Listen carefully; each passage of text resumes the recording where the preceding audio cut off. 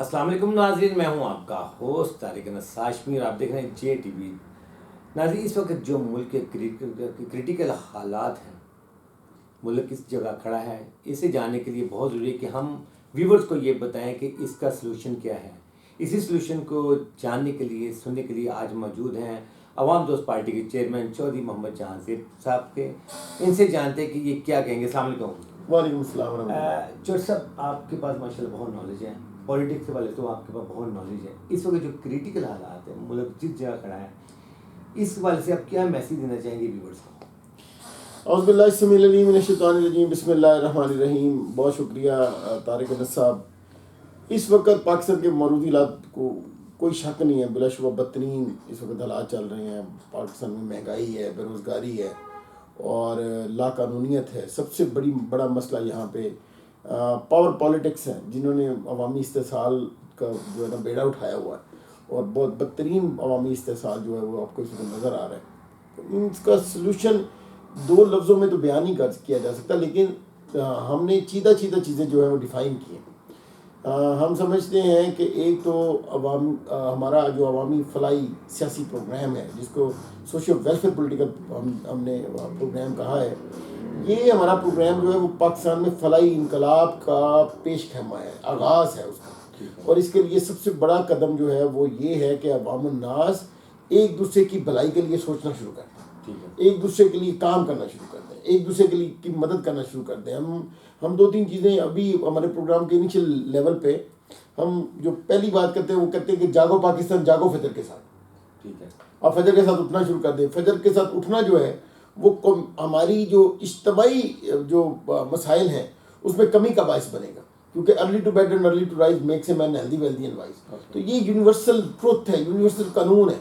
इस कानून को अगर बासियत कौम हम अडॉप्ट कर लेते हैं तो इसके बहुत पॉजिटिव इम्पैक्ट्स हैं। तो ये कौम महसूस करेगी तब इन इम्पैक्ट्स को। दूसरा हम देखते हैं कि सफाई निस्फ़ ईमान है। सफाई जो है वो बहुत ज़रूरी है इस वक्त। ये एक सेकंड जो है वो स्टेप है जिसकी वजह से कौम जो है वो इज्तमाइयत की तरफ मूव कर सकती है। सफाई अगर कौम साफ रहना शुरू कर दे तो आधा ईमान उसके पास चला जाएगा। तो सर साहब, ये जो आप सफाई की कह रहे हैं, ये सफाई किसको आप कह रहे हैं? इसमें माशरे से जो जराइम की सफाई होनी चाहिए, घर में से दूसरी जो डर्टी चीज़ें उनकी सफाई होनी चाहिए? मैं कहता हूँ सबसे पहले जो है वो आपके घर के अंदर जो घर की, आपकी ज़ात की, बदन की और सोचों की सफाई है। ओके, ठीक है। ये जब आप घर साफ रखना शुरू करते हैं, जब आप अपना बेड, अपनी जगह साफ रखना शुरू करते हैं, तो फिर आपको अच्छा पहनने का शौक़ होता है। जब आप अच्छा पहनना शुरू कर देते हैं तो आप कहते हैं कि मैं साफ़ सुथरा हूँ, तो फिर आप अपने ख्यालात को साफ रखना शुरू कर देते हैं। ख्यालात की सफाई जो है वो बेसिकली इज्तमाइयत की तरफ पहला कदम है। जब आप इतना साफ होकर सोचना शुरू करते हैं तो फिर आपके अंदर फ़िक्र जन्म लेती है कि यार मैंने माशरे के लिए पॉजिटिव किरदार क्या अदा करना है। तो इस्लाम सारा का सारा माशरे की इकाई पे काम करता है। हम भी उसी फिक्र को आगे लेके चल रहे हैं। हम भी माशरे की इकाई पे काम कर रहे हैं, हम भी फ़र्द पे काम कर रहे हैं। आपको पता है, इकबाल फरमाते हैं, फ़र्द कायम रब्ते मिलत से इतना कुछ नहीं, मौज है दरिया और बैरून दरिया कुछ नहीं। मतलब ये अफराद के हाथों में अक़वाम की तकदीर, हर फ़र्द मिलत के मुकद्दर का सितारा। तो ये जो अफराद हैं ये बेसिकली कौम है। अब अफराद जो हैं वो अगर यूनिवर्सल जो अल्लाह के कवानीन है उनकी तरफ मूव करना शुरू करेंगे तो वो एक इज्तमाई फ़िक्र इस्टेब्लिश होगी। जो इज्तमाई फ़िक्र जो है वो आपको तरक्की की तरफ लेके जाएगी। तो पहले हम ग्रास रूट लेवल से शुरू तो करें, कहीं ना कहीं से आगाज़ तो करें। अब सुबह उठने में किसका खर्च आता है? अब अपने आप को साफ रखने में क्या खर्च आता है? आपने क्या पहना क्या नहीं पहना, ये सवाल ही नहीं है। सवाल तो ये है कि अपने आप को आपने साफ रखना है। आप साफ रखने से आगाज़ करें। उसके बाद तीसरा कदम है हमसाये की भूख का ख्याल रखना। ठीक है, हमसाया भूखा ना सो। आपने हमसाये के मुतल्लिक सोचना शुरू करना है, पूछना शुरू करना है कि मेरा हमसाया भूखा तो नहीं। इससे क्या होगा कि यगानगत पैदा होगी, हाँ, इज्तमाइयत पैदा होगी। इससे क्या होगा कि माशरे में वो फिक्र जन्म लेगी जो अपने आप से, अपनी ज़ात से आगे बढ़ के सोचने में इंसान को मजबूर करती है। तो ये जो है वो हमने इस तरफ लेके आना माशरे को। माशरती तब्दीली जो है वो इस बहुत बड़ी निज़ाम की तब्दीली का बायस बन सकेगी। यही हमारी फिक्र है। ठीक है। अच्छा सर, इस पर इन्फ्लेशन के वाले से कौन सा ऐसा पहला काम है जो करें जिससे इसमें कमी हो? इशू तो बहुत सारे, लेकिन इन्फ्लेशन के बारे में पहले हम कहें, जिससे पुअर पीपल मरती जा रही है। देखिए, इन्फ्लेशन जो है वो बड़ा बड़ा मसला इस वजह से है कि दुनिया का एक पूरा मुआशी निज़ाम है, हम उसके अगेंस्ट समझते हैं कि एक नया जो है वो यूनिट इस्टेब्लिश कर दिया जाए जिससे हम बार्टर सिस्टम की तरफ वापस आ जाए। अगर हम करेंसी को कम का इस्तेमाल कम से कम कर दें और उसकी जगह पे बार्टर का सिस्टम जो है वो इस्टेब्लिश कर लें, कोई नया यूनिट इस्टेब्लिश कर लें जो बार्टर सिस्टम के लिए जो है वो इस्तेमाल होना शुरू हो जाए, तो हम इन्फ्लेशन की दौर से निकल जाएंगे। फिर चीज़ें महंगी नहीं होंगी, क्योंकि चीज़ों का जो लेन देन है उसको बैलेंस रखना बड़ा ज़रूरी है। अब देखिए ना, करेंसी छपती है स्टेट बैंक की वजह से। Okay sir. अब आप दुनिया से कर्जे लेते हैं या तो आपकी करेंसी डाउन होती है, ठीक है। आपका जब अखराजात ज़्यादा होते हैं और आपके पास वसाइल कम होते हैं तो आप फिर उन वसाइल की कमी को पूरा करने के लिए नया पैसा छापते हैं। जब वो पैसा छापते हैं तो वो इन्फ्लेशन क्रिएट करती है, वो पैसे को डी वैल्यू करता है। मतलब आपका 1 रुपया अगर 100 पैसे का है तो वो 110 पैसे को हो जाएगा अगर आप उसको ज़्यादा छापें, ठीक है। तो ये बेसिकली डॉलर्स के अगेंस्ट आलमी मुआशी इकाई जो है वो डॉलर इस्टेब्लिश करने के बाद अब डॉलर के अगेंस्ट जैसे जैसे आप पैसा ज़्यादा छापते हैं आपकी करेंसी डी वैल्यू होना शुरू हो जाती है। अगर पाकिस्तान में एक नई करेंसी अगर इस्टेब्लिश कर ले, ये जो गोल्ड बेस हो, तो आप डॉलर्स की दस्तरस से निकल जाएंगे, आप मुआशी निज़ाम से निकल जाएंगे। तो ये बुनियादी इकाई में आप अवाम नास को बता रहा हूँ, अवाम नास को भी और गवर्नमेंट के हल्कों को भी, कि ये वाइड सल्यूशन है जिसकी वजह से आप जो है वो आलमी माशी निज़ाम से निकल सकते हैं और आप इन्फ्लेशन को कंट्रोल कर सकते हैं। ये बहुत ज़रूरी है। इस पर अगर कोई भी एक फ़िक्र करने वाला तवज्जो देगा तो उसको पता चल जाएगा कि आपने इज्तिमाई जो आपके मसाइल हैं उनका आपने हल निकाल लिया।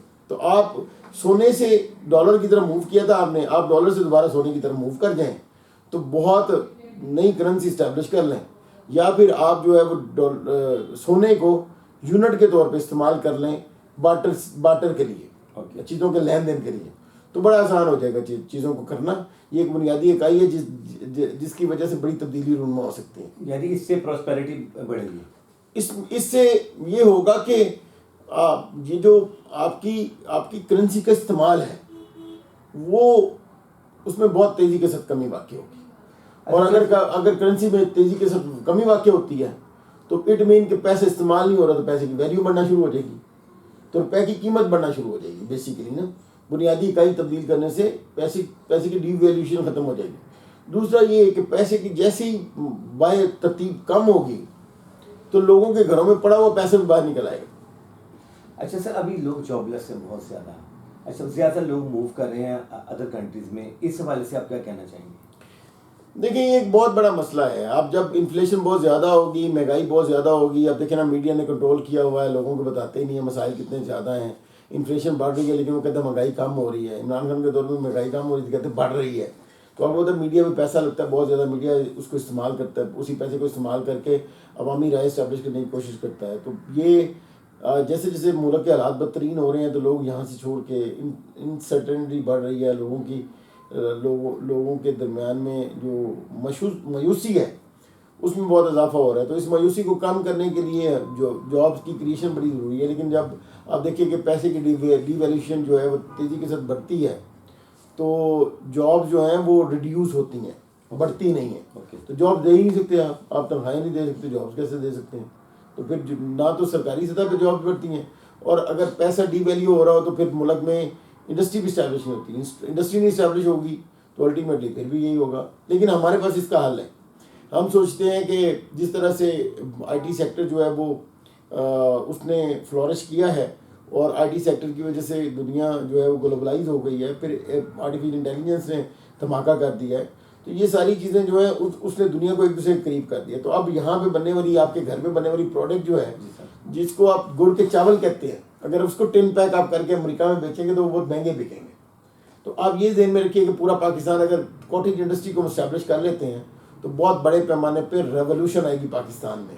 ये रेवोल्यूशन बांग्लादेश और चाइना से भी बड़ी हो सकती है और इसमें टाइम भी नहीं लगेगा। तो कॉटेज इंडस्ट्री की तरफ हमने बढ़ना है। अवाम दोस्त पार्टी का जो सोशियो वेलफेयर पॉलिटिकल प्रोग्राम है उसमें हमने बुनियादी तौर पर जुज़्व रखे हुए हैं कि हमने हुनर प्रोग्राम और बिजनेस प्रोग्राम को इस्टेब्लिश करना है। तो उस पर हम काम कर रहे हैं। अवाम हमारे साथ है, हम जो है वो एक एक करके लोगों को ले रहे हैं अपने साथ। अच्छा सर, इस वक्त मीडिया के ऊपर सबसे ज़्यादा जो हॉटलाइन है वो है इमरान खान। अच्छा, हर बंदे की सोच है, अपने अपने इसमें ज़्यादा ख्यालात है, आप इसी वाले से क्या कहना चाहेंगे? देखिए,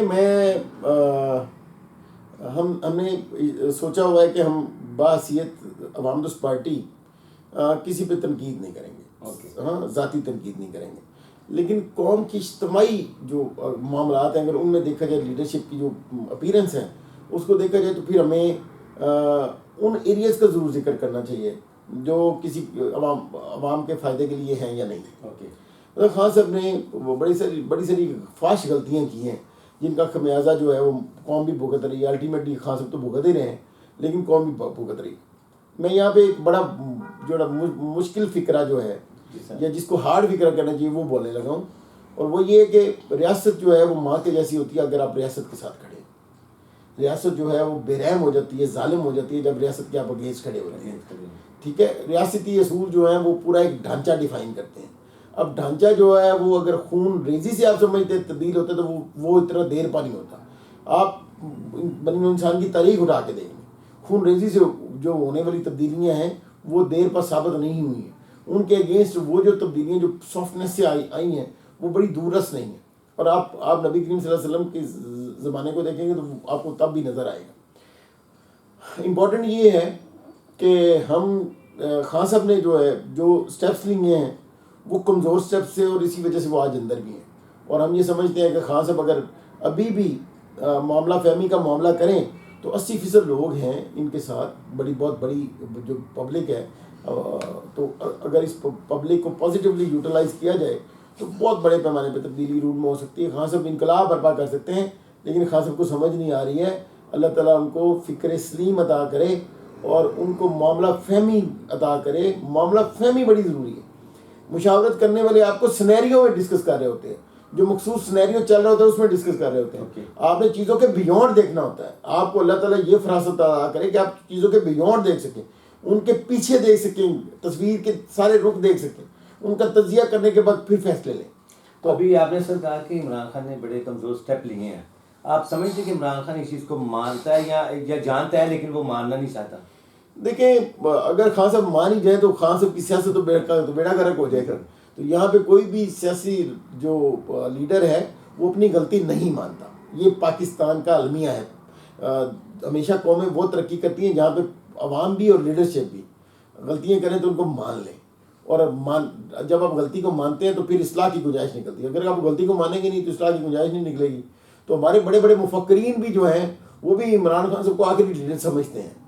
हाँ, जबकि अल्लाह का कानून है कि जहाँ पे किसी चीज़ की कमी होती है वहाँ पे उससे बेहतर चीज़ अल्लाह ताला कौम को अता कर देता है। तो यहाँ पे बड़ी लीडरशिप मौजूद है।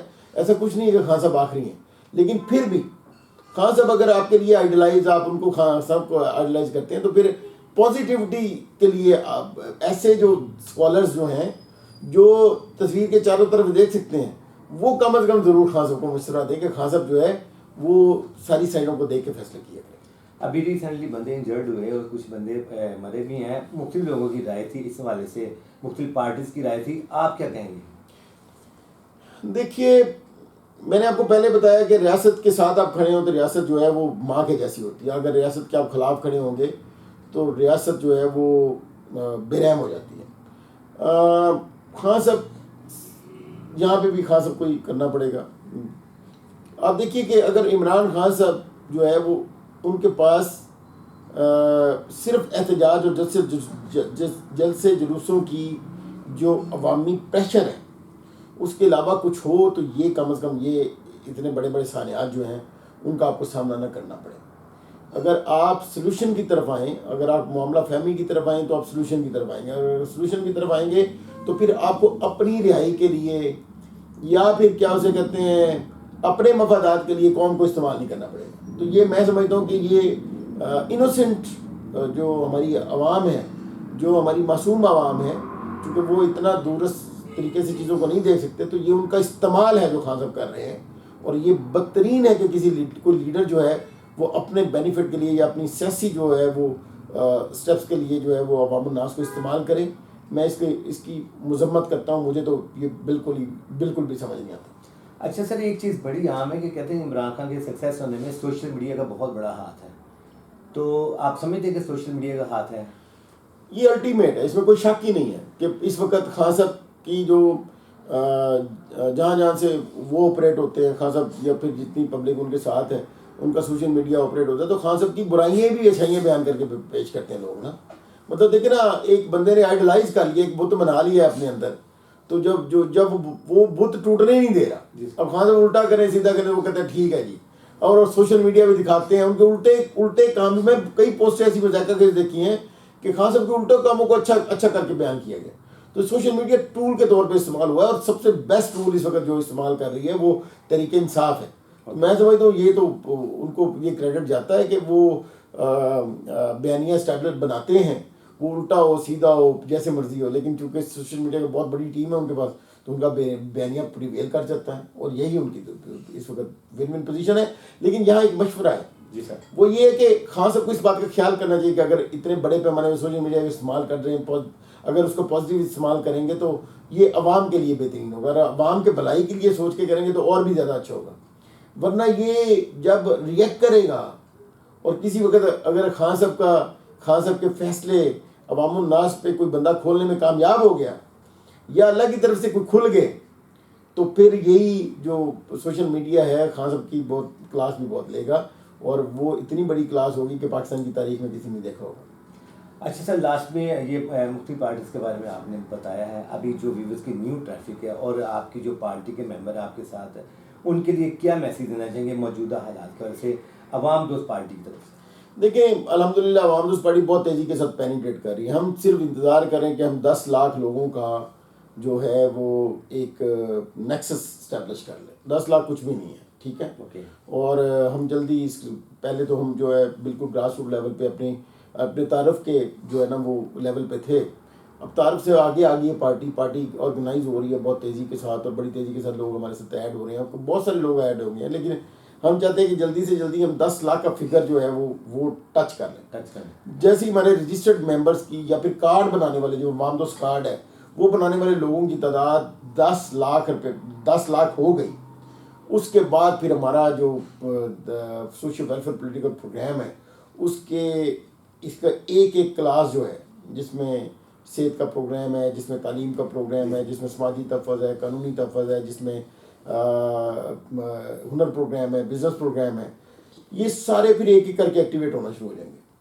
तो ये हम अवाम उन्नास को यही मैसेज देते हैं कि आप ज़्यादा से ज़्यादा अवाम दोस्त पार्टी को समझना शुरू करें, गूगल पे सर्च करें, हमें देखना शुरू करें, हमारी वीडियोस को देखना शुरू करें। और अगर आपको लगता है कि पाकिस्तान की बेहतरी के लिए हम मिल के काम कर सकते हैं, तो आइए हमें ज्वाइन कीजिए, और हम जो है ना वो मिल के काम करें। हाँ, और पाकिस्तान में पॉजिटिवली जो है वो अपना पाकिस्तान की तमीर और तरक्की में अपना पॉजिटिव किरदार जो है वो अदा कर सकते हैं। अच्छा चौधरी साहब, अवाम दोस्त पार्टी का सबसे बड़ा गोल क्या है, आज ज़रा बताएं। देखिए अवाम दोस्त पार्टी का एक ही गोल है, वो है निज़ाम की तब्दीली। ओके। हमारा पूरा का पूरा अवामी सियासी फलाई जो प्रोग्राम है वो अवामी सियासी फलाई इनकलाब है। तो हम इसी फलाई इनकलाब के ज़रिए पाकिस्तान में निज़ाम की तब्दीली चाहते हैं। हमने एक नया निज़ाम डिफ़ाइन किया हुआ है, उसकी जुज़ियात फिर किसी वक्त डिस्कस करेंगे, लेकिन हम एक पूरा निज़ाम जो है वो इंतज़ामी पूरा ढांचा वो भी नया स्ट्रक्चर करना चाहते हैं। और हम जो है वो जो पॉलिटिकल लीडर्स हैं उनकी जो उनको इलेक्ट करने का तरीक़ाकार है उसको भी रीडिफ़ाइन करना चाहते हैं।